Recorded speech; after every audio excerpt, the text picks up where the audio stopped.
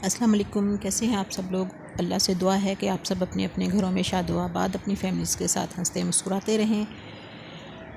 Welcome करती हूँ आपको अपने यूट्यूब चैनल मसाला हट पे।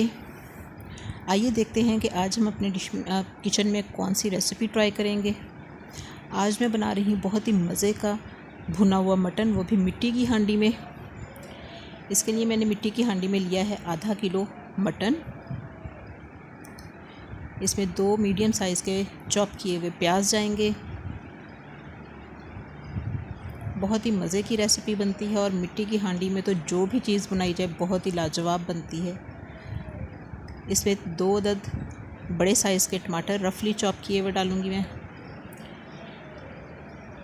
और इसके साथ ही जाएगा 1 टीस्पून नमक, 1 टीस्पून सुरख मिर्च पाउडर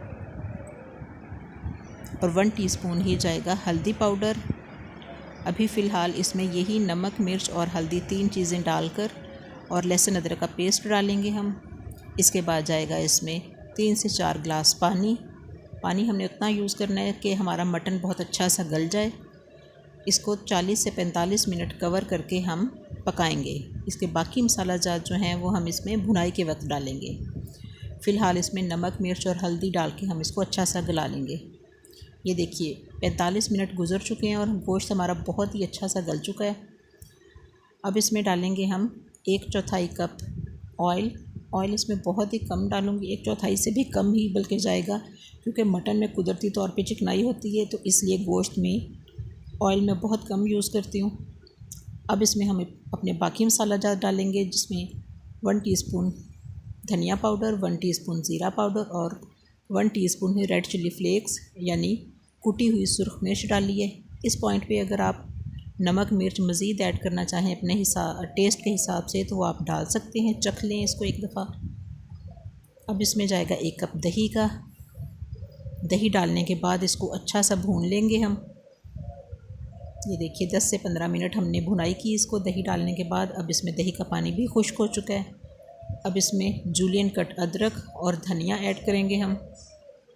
लीजिए हमारा मज़ेदार भुना हुआ मटन तैयार है, वो भी मिट्टी की हांडी में। इसको डिश आउट करें रोटी के साथ, नान के साथ, किसी भी चीज़ के साथ, बहुत ही मज़े का लगेगा। मेरा चैनल प्लीज़ सब्सक्राइब कीजिए ताकि मेरी हौसला अफजाई हो कि मैंने कोई अच्छी रेसिपी आपके साथ शेयर की है। अगर वीडियो अच्छी लगे तो इसको लाइक कीजिए, दोस्तों के साथ शेयर कीजिए। अपना फ़ीडबैक ज़रूर दीजिए मुझे, ताकि मुझे पता चल सके कि आपको मेरी रेसिपीज़ अच्छी लगती हैं। इसको ज़रूर ट्राई कीजिए अपने किचन में। अल्लाह हाफिज़।